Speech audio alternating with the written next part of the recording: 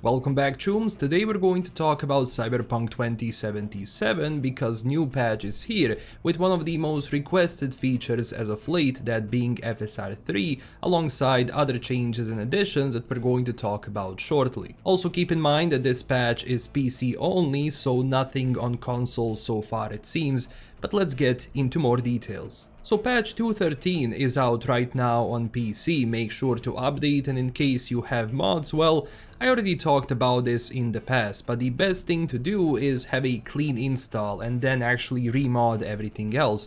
It's a long process, but you ensure that all of your files are going to work that way and you're not gonna be getting any errors or stuff, when you try to launch the game. Usually what's going to happen, you're gonna be getting a scripting error or a script error, which is a sign of a mod still being somewhere in the files. But that's pretty much what happens when you mod games that also feature updates and patches, it's just how it goes. They also said this: keep in mind that despite the version mismatch on PC and consoles, cross progression will still function properly, so you don't have to worry about it. The first and biggest addition added is the support for AMD Fidelity FX Super Resolution 3 or FSR 3 with frame generation. And if we go into more detail, they mention a few things here, like what is FSR, and the good thing being that they decided to keep FSR 2.1 and FSR 3 so they can give the player flexibility to choose their preferred settings for visual quality and performance. This allows them to experiment and find what fits their gaming style the best. Also make sure you're running the game at minimum of 60 frames before enabling frame generation, and also high refresh rate of 120 Hz and above, is recommended so you have the best image possible. Also make sure to enable hardware accelerated GPU scheduling on Windows 10 if you haven't already, since it's enabled by default on Windows 11. I will leave a link with instructions on how to do it below, and make sure to also update your GPU drivers for Nvidia, AMD and Intel to latest versions. And as you can see from my gameplay, through the entire time I'm using FSR 3, which kept my frame rate as around 50 to 60 with ultra ray tracing, and as you can see most of these settings are either ultra or high.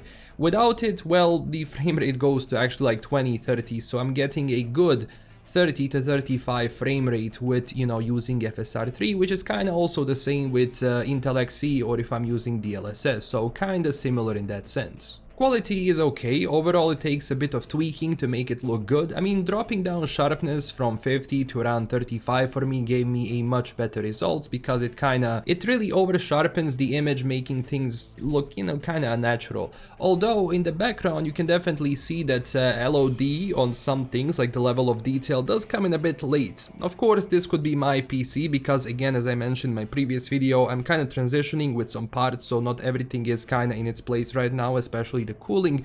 But I'm very interested to hear, down below in the comments about your experience with FSR 3 and how is it working on your setups and your machines. But it definitely helps, especially because now it's officially in, and the FSR mod that I showed before got some similar results, but with a lot more ghosting, even with the, patch update for the mod, while the official implementation doesn't have it, so in that sense it's great. Overall my frame rate stayed somewhat stable throughout different scenarios, from Dogtown all the way to more demanding parts of Night City, like for example Kabuki or the city center, which usually draws the most, from your machine. DLSS on the other hand, I noticed it's giving me a clearer image, but frame rate is definitely getting more hit from time to time than with FSR 3. So overall you're gonna be playing with different settings to kinda, tune everything up to make it look really good.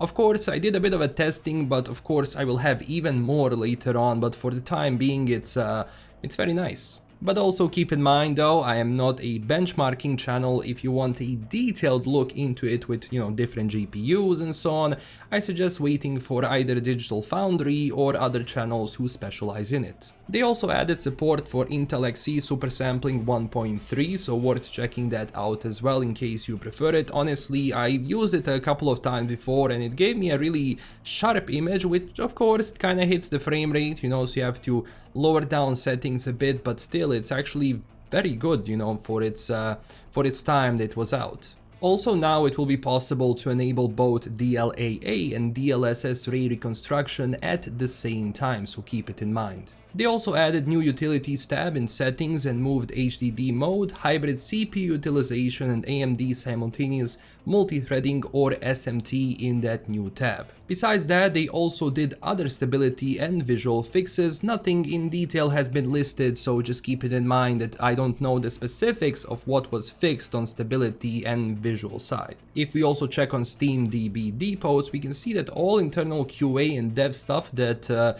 was actually something I was covering before is now below public, which could signal that for the time being they're pretty much done with updates or patches. Of course, we can still see a few in the future maybe, as Gabe Mentangelo, game director for Cyberpunk 2077, said that if some cool things come along the way and if there is well time and budget, they will do it. But for now, as we have seen with their latest investors report, most of the devs who are now working are basically on the next Witcher game and other later projects like the Cyberpunk sequel, Hadar, and etc, etc. A lot of people also mentioned that there are not a lot of general fixes as they usually happen, but it's to be expected that it won't be, an even bigger patch, as again most of the devs are assigned elsewhere and ultimately it's up to their board to approve anything further down the line. And as I said in my previous videos, we cannot know how big or small new version is going to be if it happens because SteamDB doesn't have that data.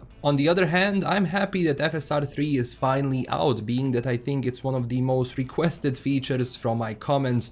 Everywhere else I read it, people just wanted FSR 3 and it's now finally out. It also surprised me that this just dropped, so on the mod side it will take a few days until everything is updated, so don't go remod as soon as this is out, give modders enough time to push their new versions, because I saw Deceptius, he said that most of the stuff when it comes to his mods are gonna be fixed up and changed to a newer version tonight, so you have to wait a bit. And this is everything for today. Thanks for watching, and if you enjoyed this video, consider liking and subscribing for more, and as well join our community on Twitter and Discord. Huge thanks to my current Patreon supporters, and I will see you very soon with a new video tunes. Bye.